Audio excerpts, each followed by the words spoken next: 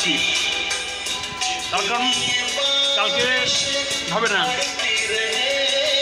তো সেই কারণে আজকে শুরু করে নিচ্ছি। কালকে বাঙালির অন্যতম উৎসব, রঙের উৎসব, আমি থাকবো না, অনলাইন কোনো ব্লগ হবে না। তো তোমার জন্য সারপ্রাইজ হিসেবে বা উপস্বরূপ আজকে এই ব্লগটা নিয়ে এসেছি। তো কথা বলবো না, গানটা শোনো, আমি মিষ্টিটা খাই।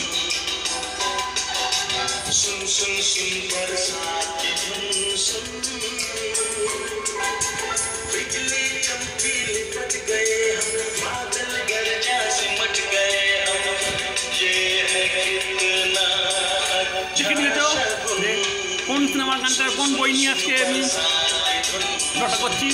তো ব্লগটা শুরু করা যাক।